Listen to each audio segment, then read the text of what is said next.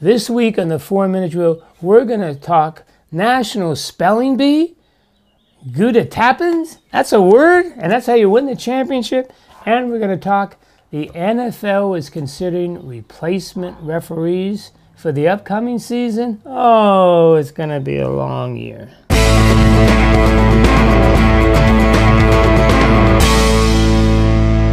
It's freezing on the East Coast. It's June 5th. It's in the 70s, and you can't get into your pool. Come on, summer. But let's get to the world of sports. Hey, let's start out with an interesting story. You know, ESPN covers a lot of different activities. I mean, football, basketball, baseball, you name it, they cover it. But how about the National Spelling Bee contest? Yes, wonderful event that ESPN covers. And it's a sport. It's competition. All right. And this year, a 14-year-old young lady named Signadhai Napati was the national champion. She was asked to spell the word Goot Tappins. Now go check your dictionary real quick for the spelling and for what it means.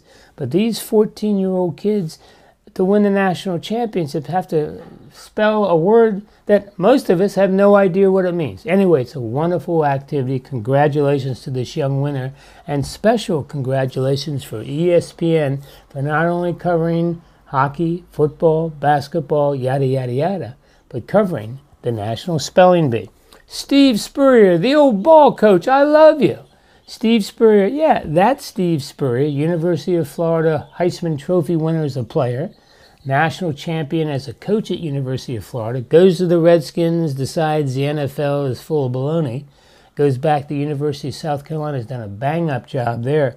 He came out and said, hey, stop, time out. Let's rethink this whole thing about what we do with college players in terms of rewards.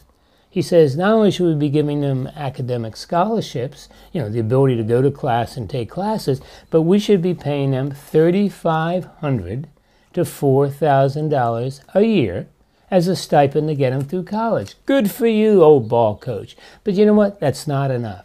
If the University of Notre Dame, University of Michigan, South Carolina, USC makes millions and millions of dollars off the efforts of these young men playing football, let's give them some real money. Coach, let's multiply your figure by 10.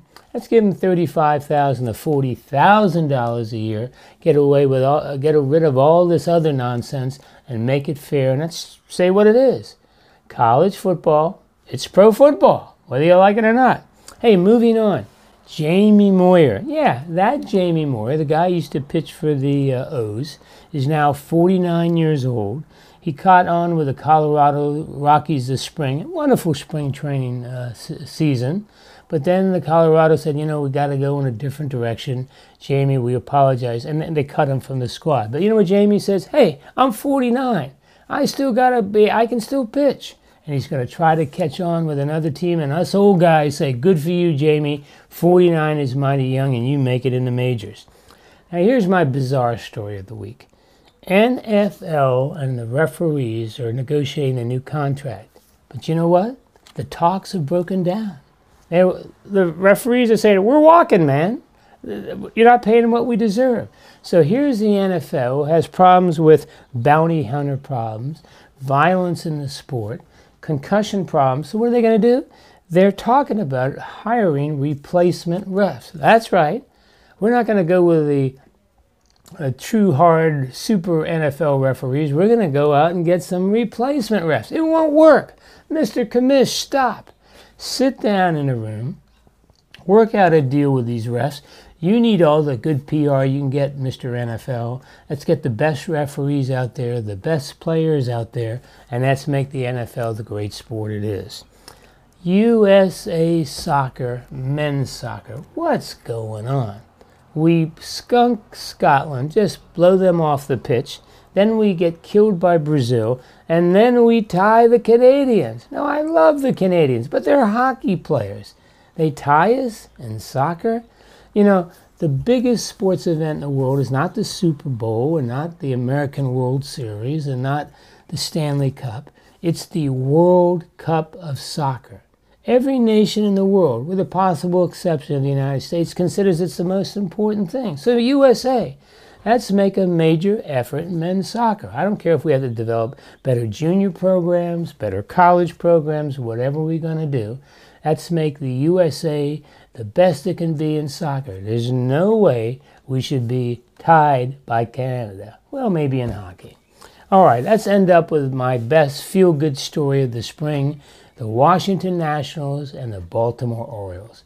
Both teams have been in first place the majority of the spring. Now they're teetering just a little bit, but hey, it's been a great story. You've got great pitching in both cities. You got great young talent, and my fingers are crossed that June everyone will settle down. All these injuries are going to end, and the National is going to be in first place in the NL East come October, and the Orioles first place in the AL East in October, and then who knows what could happen. I mean, the Nationals, i.e. the Senators, haven't won a world championship since 1924. Can we break the curse? And could we have a Nationals versus O's World Series championship? Oh, fingers crossed. I hope it can happen. Hey, this is Lefty McNeil. Thank you for spending your time with us. Be a good sport, and we're going to see you next week.